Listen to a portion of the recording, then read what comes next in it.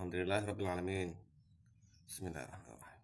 Assalamualaikum warahmatullahi wabarakatuh.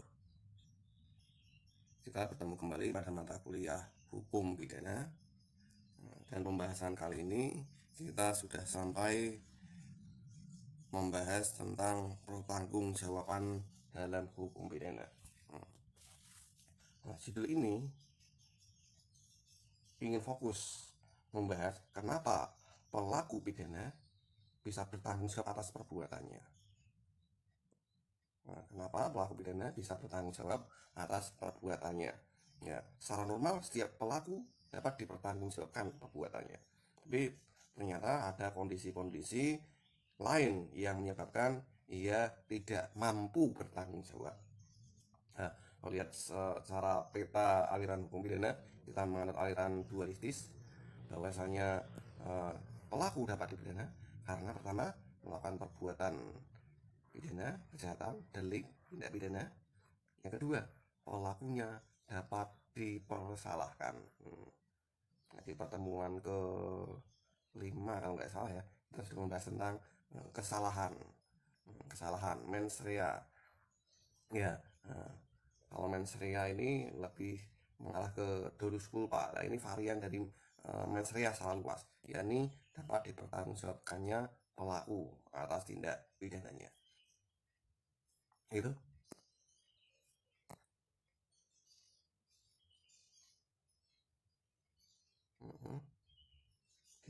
ya, pertemuan kelima kemarin kita bahas tentang salah dan kesalahan. Ya, sekarang sudah sampai pada pertanggungjawaban pidana.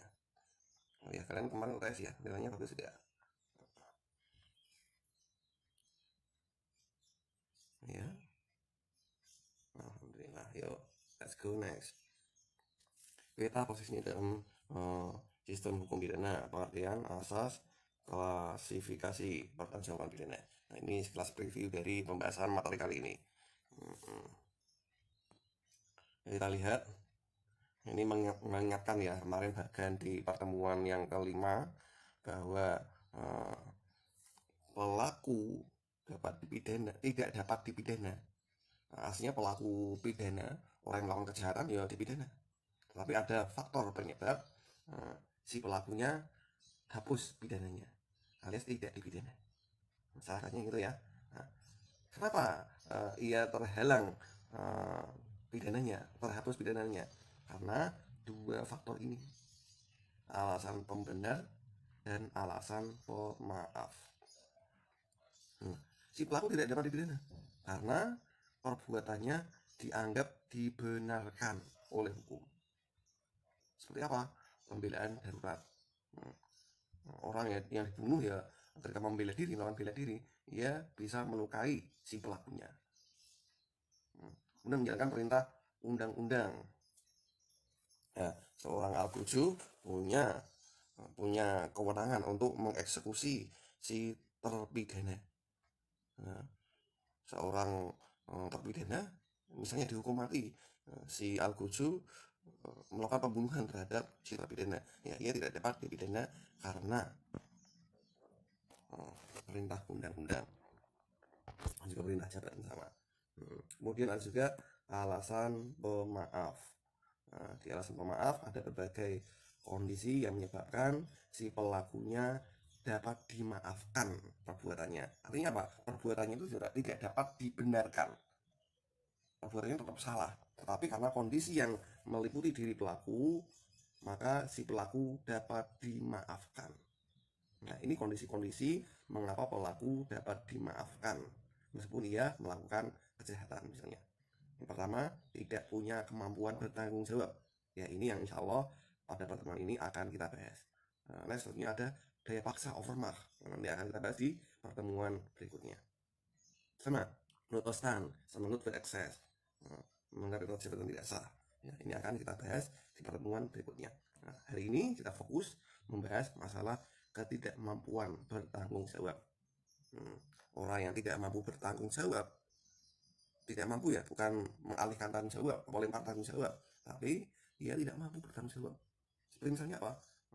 Anak bayi, si bayi melakukan pembunuhan misalnya, ya dapat dibunuh karena apa, otaknya belum nyanda, tidak sadar akan perbuatannya.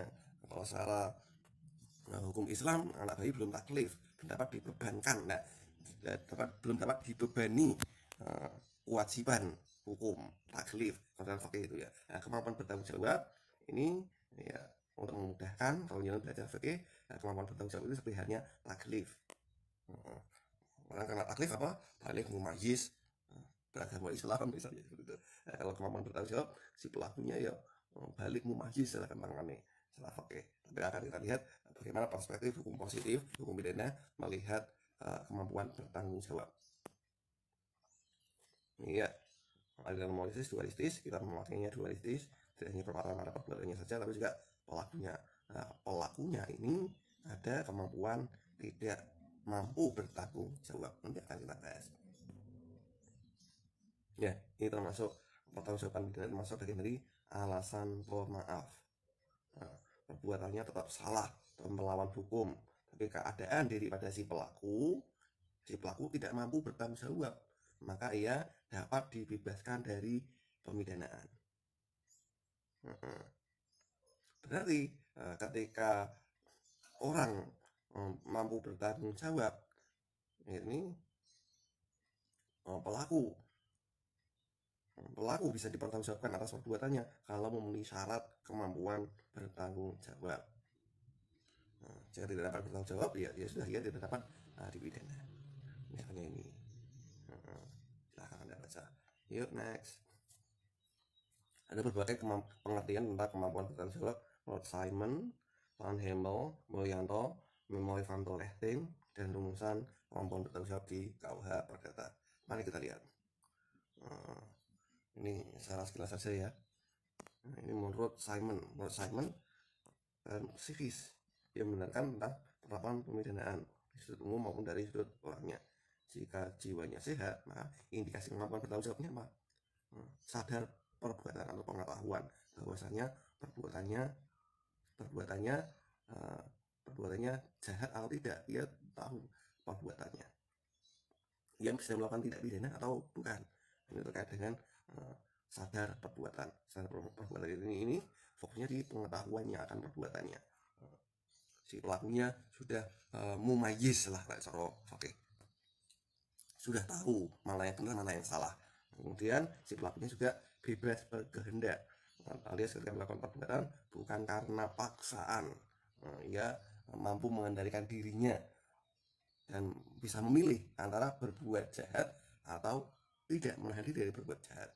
Ya, nah, tampaknya dua hal ini indikator kemampuan bertanggung jawab sama mafhum mukhalafah juga bisa diartikan bahwa ini indikator ketidakmampuan bertanggung jawab.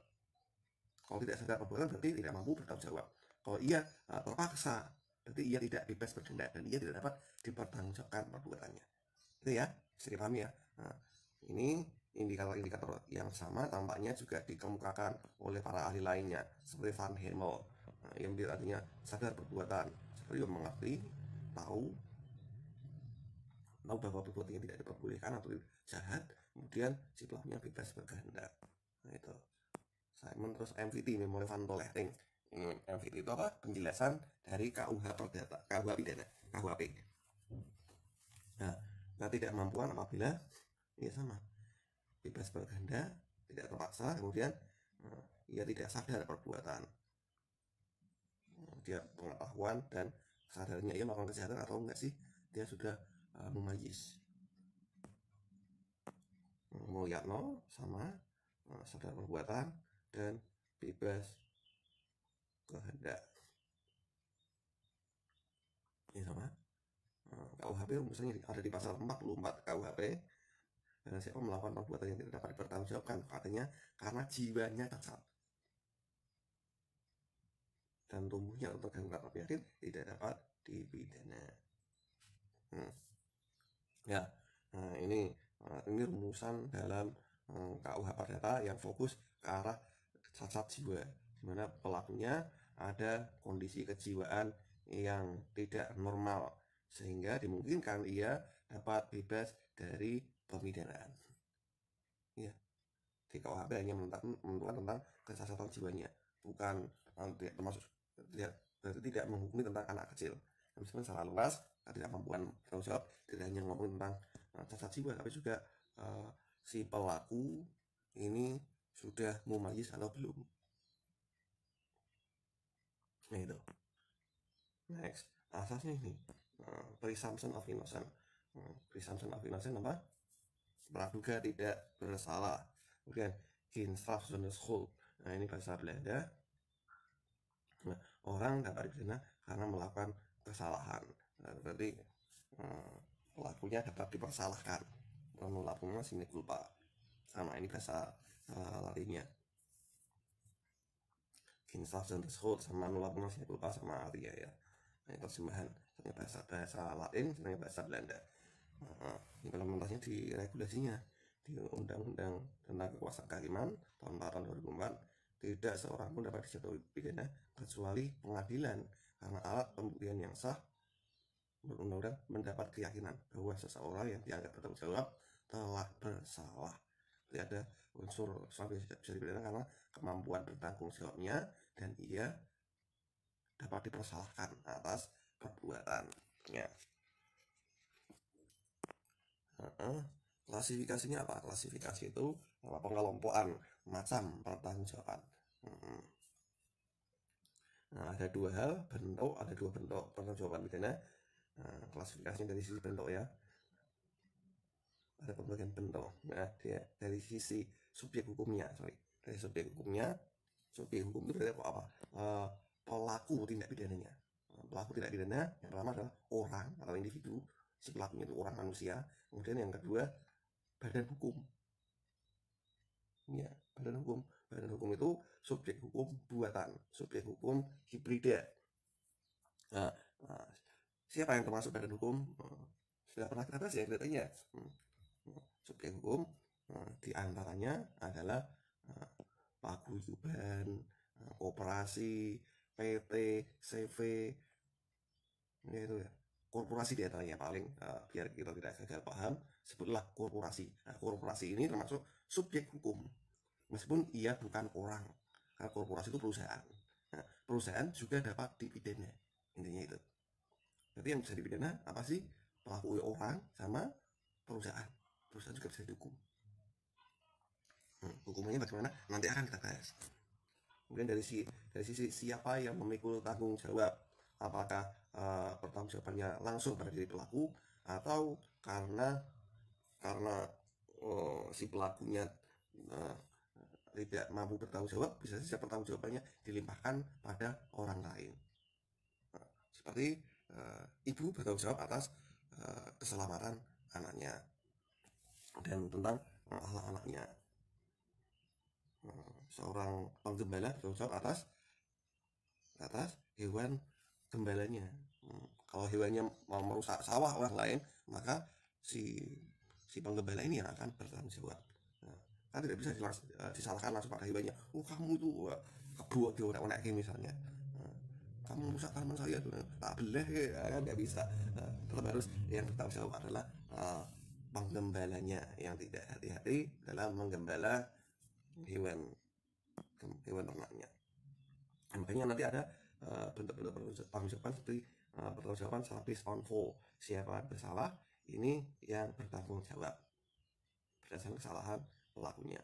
Kemudian vicarious liability, ini pertanggungjawaban yang diwakilkan seperti tadi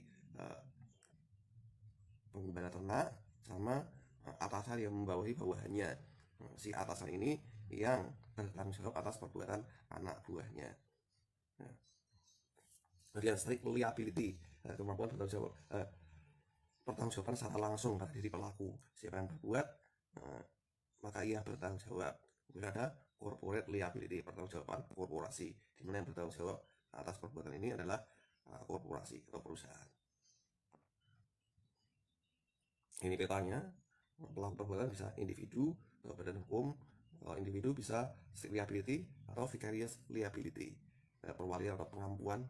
Tadi misalnya orang tua terhadap anaknya, terwali terhadap anak asuhnya, sama. Kemudian tadi apa? Penggembala terhadap hewan penggembalaannya juga sama. Nah, yang langsung bisa lihat usianya atau kejiwaannya. Nah, usianya sudah masuk usia balik ya, usia balik menurut hukum pidana nanti akan kita pelajari menurut undang-undang sistem peradilan anak ya. Ada umur-umur yang sangat strategis untuk melihatnya, yaitu umur 12 dan 14 tahun. Kalau kejiwaan, nah, jiwanya sehat atau tidak, mampu bertanggung jawab atau tidak, orang gila tidak akan mampu bertanggung jawab. Nah, kalau yang badan hukum tadi apa? Corporate liability, di mana korporasi lah yang bertanggung jawab. Nah, pemidananya bagaimana? Tentu tidak bisa disamakan dengan orang, pemidana terhadap orang. Kalau orang bisa dipenjara. Nah, kalau korporasi bisa dipenjara. Nanti ada mekanisme pemidanaan terhadap korporasi. Nanti akan kita pelajari. Ya ini usianya, ini usia 12-14, ini usia kritis. Usia 12 ini batas dimiliki pertanggungjawaban. Kalau belum sampai 12 maka si pelaku, masih anak-anak ini tidak dapat dipidana, tidak dapat dimintakan pertanggungjawaban. Ini ada dua dua klausul yang berbeda masalah pertanggungjawaban sama pemidanaan. Nah, batas dimintakan pertanggungjawaban berarti ini kalau pelakunya kurang dari 12 tahun, maka yang berlaku adalah vicarious liability, di mana orang tua yang mengambil alih tanggung jawab atas perbuatan si anak. Si anak mencuri misalnya, orang tua ya bisa dipidana, bisa membayar karena pencurian yang dilakukan oleh si anak. Ini, tapi ketika usianya sudah 14 tahun, ini ia baru layak dipidana penahanan dan penjatuhan pidana lainnya. 14 tahun ya, 14 tahun tetap dapat dipidana penahanan, penjara, bahkan mungkin mati. Ya, ini cara digambarkan pada orang tua atau wali memang ikut sertakan dalam program pendidikan pembinaan. Nah, ini ada di undang-undang sistem peradilan anak ini menyerahkan ke ya ini tadinya sebenarnya harusnya vicarious liability, tapi undang-undang ini tidak mengarah ke sana, tapi yang mengembalikan pada asuhan si orang tua atau walinya. Ya, sekarang tentang kejiwaan. Orang mampu bertanggung jawab kalau kejiwaannya normal. Kalau tidak normal, dia bisa dibebaskan. Orang gila tidak usah dihukum karena ia tidak mampu bertanggung jawab. Ya, ada beberapa masalah untuk menilai kejiwaan. Siapa yang menilai kejiwaan? Siapa yang menilai bahwa ia mampu bertanggung jawab atas perbuatannya? Nah, itu setidaknya dua hal itu. Ya, nanti akan kita lihat siapa yang menilai kejiwaan. Nah, tentu ya ahlinya siapa? Psikolog. Kemudian siapa yang menilai pertanggungjawaban pidananya? Apakah psikolog juga? Nah, tidak. Di sini kewenangan hakim untuk menilainya. Apakah si pelaku mampu dipertanggungjawabkan atau tidak setelah ia mendengar kesaksian saksi ahli dari psikolog. Tentu ya keputusan ada di tangan hakim ketika memutuskan.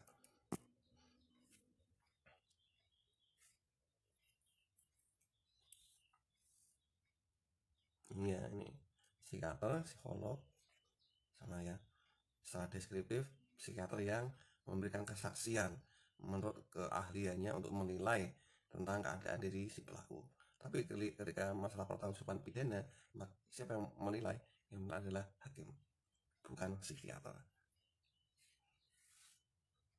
Ya misalnya orang oleh psikiater dinilai ini orangnya kleptomani nih, orang si pelaku kleptomani, ada kejiwaan kleptomani.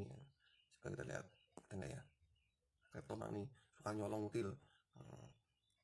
Ini menurut penilaian psikolog, tapi oleh hakim si pelaku bukan melakukan pencurian kok, tapi melakukan pelecehan seksual misalnya, maka si hakim akan memutuskan bahwa si pelaku tetap bertanggung jawab atas perbuatannya karena ketidakmampuan bertanggung jawabnya ini padahal kejiwaan suka nyolong, suka ngutil. Nah, antara penyakit kejiwaan dengan perbuatannya tidak connect. Hakim bisa memutuskan seperti itu.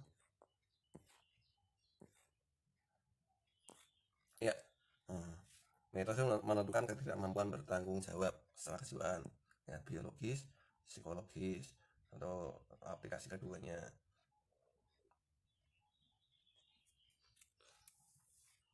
Ya, biologis ini memakai alat bantu ilmu lain, ya, biologis, psikologis. Kalau biologis dari sisi kemampuan otaknya melakukan analisa, secara psikologis, biologis terkait dengan anatomi tubuh, kalau psikologis itu kaitan dengan kecenderungan kejiwaan. Jadi pelakunya bisa orang, bisa korporasi.